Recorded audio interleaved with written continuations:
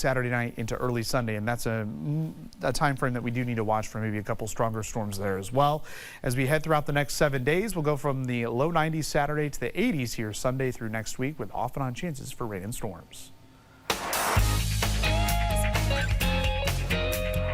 It is time now for our financial moment with Heidi. And while your home may be your biggest investment, it doesn't have to be your biggest expense. From utilities to mortgage payments and surprise repairs, there are smart ways to keep your budget in check.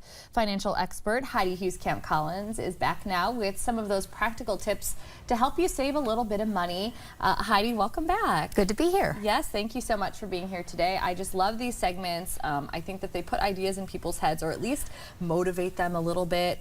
To take note of some of our habits that we don't always think about. So the first one is setting up a savings account, but not just any savings account. This is specific to repairs. To home repairs, right. So what happens, I mean, part of home ownership is home repair bills, things that you don't count on. You know, and what normally happens, we don't have the cash on hand, so we put on a credit card. And then you're charged interest, which right now is really pricey. Yes. You know, so get away from that. And what you should do instead, have auto deposited once a month. Okay. So it's painless. You don't even see it. You don't even think about it. You have money put into a savings account every month, and then that money builds and grows and earns interest. And then when you have a home repair bill come up, it's taken care of. It's already taken care of. I love that, because you've talked about that in the past with us about, you know, paying yourself first. Yes. And this is kind of a way to do that, where you have it automatically set up. The money just goes straight into that savings account, and you don't have to think about it, and you don't have to make those choices like, well, do I really want to put money in my savings account this month, or do I want to buy this thing, or however it goes. So do you have any advice on roughly how much money we should be putting in this account every month? Obviously it varies on folks' income, but is there like a percentage that you would suggest or anything like that? You know, I would say 1 to 2% of your take-home pay. Sure. If you put that in, you know, once a month, I would say that would be a good amount. Okay, great, thank you. Another one is setting up another account, and this is for home seasonal expenses. So kind of explain the difference here. Right. This is kind of fun. Yeah. So, you know, how awesome would it be to have money, again, put into another second savings account, but this is for seasonal expenses. So in the spring, that means spring flowers. Yeah. That means mulch. Yeah. In the summer, that means maybe pool toys. In the winter, that could be holiday lights. Yeah. You know, pumpkins at Halloween. That is fun. You know, so it's something to look forward to, and this is a fun, you know, challenge you can set for yourself with your kids. I love this. I absolutely love this idea, and here's why. Because every time that I go out to the pumpkin patch every single year, and that's just one example of many, it could be the same when you go to the garden store and you want to buy all of your flowers and buy all of your mulch.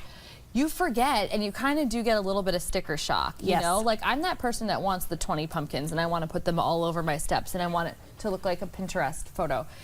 So, yeah, you get a little bit of sticker shock, but if you have this other fund set aside, which, novel idea, it's not something that I ever would have considered, but it's great. Easy. It's easy, and it could also be like some of those things that you don't think about, like if you get your home sprayed for bugs or something like that every single year. You know, that's not something that you're doing and that you're used to over the winter months, but it is something that you go, oh, I forgot. This is something I do in the spring and the summer. So I love the idea for that seasonal account.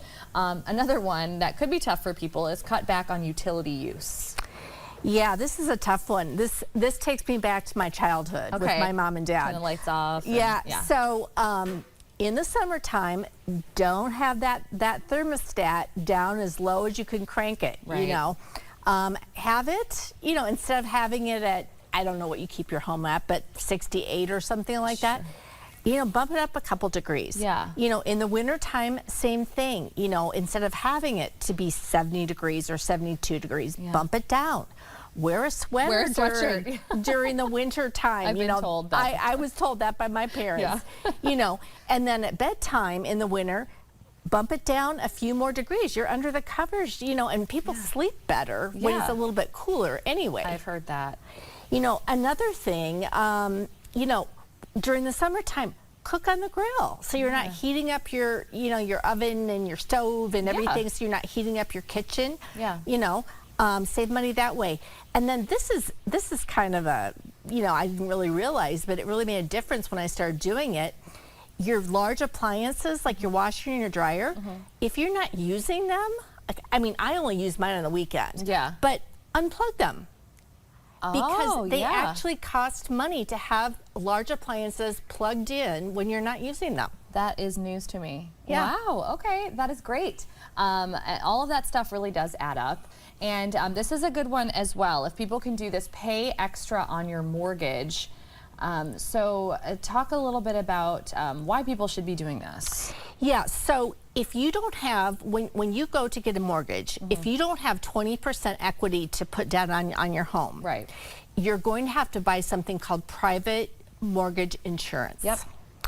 It's expensive. It is, yeah. And it's added on to your mortgage payment. Yeah. So you don't want to pay that, if you don't have to. Right. So pay extra on that mortgage every month so you get up to that 20% threshold, And you can so be you done don't with have it. you can be done with it. Absolutely, yeah. Right. That is great advice, and you just reminded me that I need to check on whether or not I'm still paying for mortgage insurance.